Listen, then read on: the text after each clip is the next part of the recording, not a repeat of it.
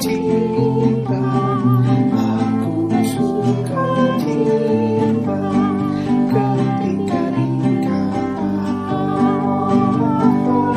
padaku, mari kita pergi, mari kita pergi ke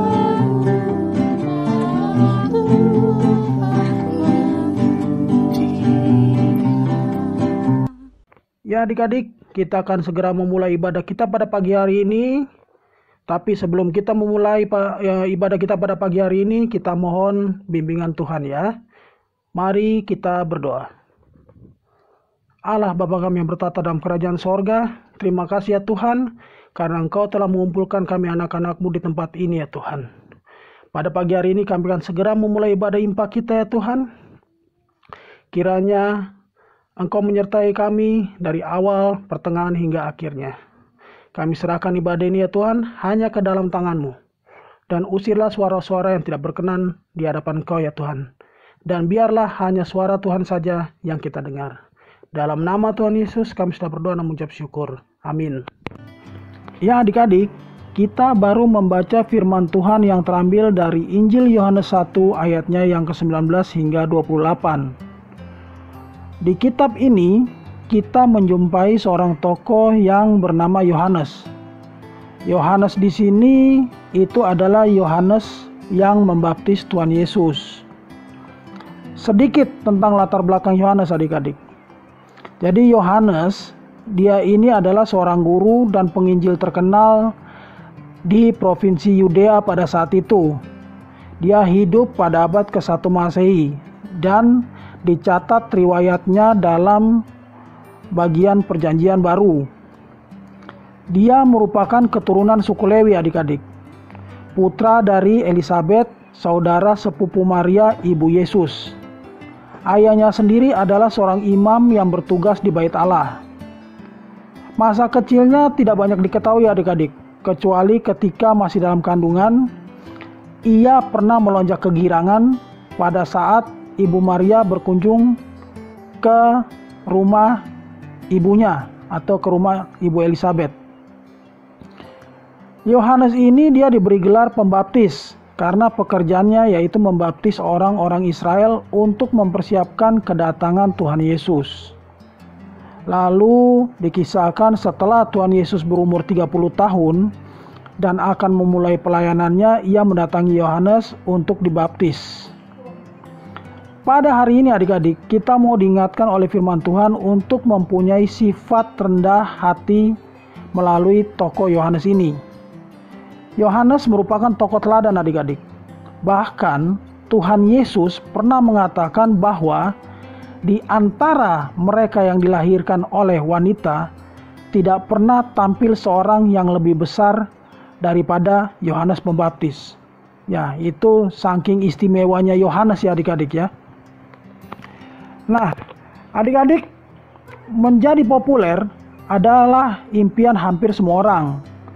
Karena popularitas itu adalah sesuatu yang dianggap mampu memberikan berbagai kenyamanan sehingga harus diraih dengan cara apapun. Tapi bagi Yohanes ini adik-adik, menjadi populer itu bukanlah tujuan hidupnya Yohanes. Tujuan hidup Yohanes adalah menyerukan pertobatan dan membuka jalan bagi kedatangan Mesias. Apa yang dilakukan Yohanes ini membuat dirinya makin dikenal banyak orang, sehingga orang-orang Yahudi mengutus para imam dan suku Lewi untuk menyelidiki tentang siapa Yohanes ini. Mereka bahkan bertanya, apakah dia seorang Mesias? Tapi dia menyangkalnya. Kemudian tidak puas dengan jawabannya Yohanes, mereka mulai mengajukan pertanyaan lain, yaitu menyebutkan beberapa nama yang memiliki kehormatan dan karisma di mata orang Israel. Seperti Elia, mereka bertanya, Eliakah atau seorang nabi yang akan datang? Semua dugaan itu disangkal sama Yohanes adik-adik. Pikirnya orang-orang ini, kalau Yohanes bukan siapa-siapa, mengapa ia melakukan baptisan? Lalu kemudian Yohanes menegaskan bahwa dirinya itu adalah suara yang berseru-seru di padang gurun.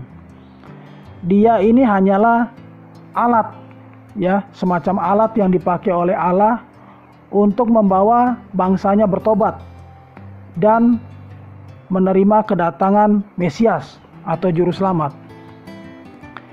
Sebenarnya adik-adik, situasi saat itu bisa saja membuat Yohanes meraih popularitas, karena ada sekelompok massa atau sekelompok orang yang percaya dan sangat menghormati Yohanes. Namun bukan itu yang Yohanes lakukan. Ia tetap menempatkan Yesus sebagai inti dari pemberitaannya. Jadi dia menempatkan Yesus itu di atas dirinya. Di sini dia mau mengatakan bahwa dia hanya seorang pewarta, adik-adik. Jadi dia hanya mewartakan bahwa Mesias akan segera datang. Bukan ingin mewartakan dirinya, bukan ingin mengatakan dirinya, ini loh saya Mesias yang ditunggu-tunggu, bukan adik-adik. Nah, di situ adalah teladan dari Yohanes adik-adik yang bisa kita contoh. Kita diajarkan jangan bangga dengan diri sendiri jika orang lain mengeluh-elukan kita. Ingat adik-adik, di balik semua pewartaan atau ucapan, laku kita, tingkah laku kita, dan kerja kita, harus ada Tuhan Yesus yang harus selalu diutamakan.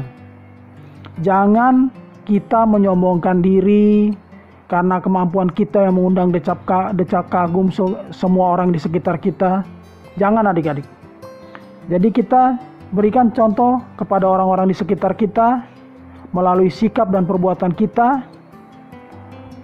bahwa kita adalah anak-anak Kristen, anak-anak Tuhan yang selalu rendah hati. Ya, dengan begitu orang akan melihat Tuhan Yesus dari segala sikap dan tingkah laku kita. Di mana-mana adik-adik bisa lakukan. Di sekolah, ya.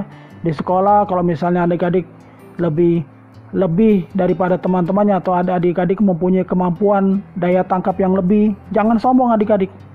Justru dengan kita mempunyai kemampuan atau kelebihan di mata pelajaran, kita bisa mengajarkan kepada teman-teman kita yang masih berkekurangan, ya, dalam menerima pelajaran. Atau jika adik-adik punya rezeki lebih, ya, jangan adik-adik sombong, ini saya punya banyak uang, jangan adik-adik. Tapi kita diajarkan kita harus rendah hati. Kita harus mau berbagi. Ya. Kita lihat orang di sekitar kita yang kekurangan, kita bukannya sombong di depan mereka, tapi kita tolong mereka. Ya. Agar nama Tuhan Yesus tetap dimuliakan. Amin.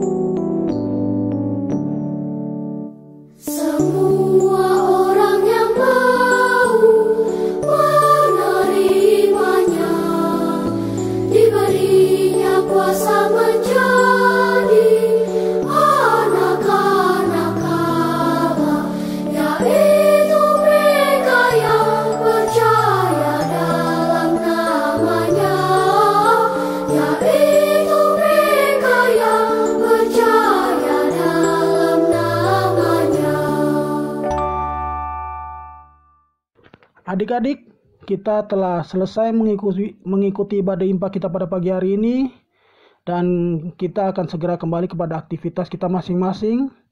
Tapi sebelumnya Kita tutup ibadah kita pada pagi hari ini dengan berdoa. Mari kita berdoa.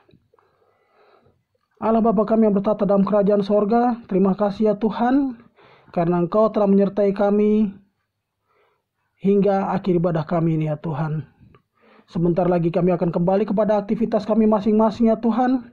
Kami mohon penyertaan Engkau dalam kehidupan kami sehari-hari bersama dengan keluarga kami ya Tuhan. Dan biarlah apa yang telah kami dengar dan apa yang telah kami pelajari pada pagi hari ini ya Tuhan, dapat kami gunakan untuk memuliakan nama-Mu. Dalam nama Tuhan Yesus, kami berdoa. Amin.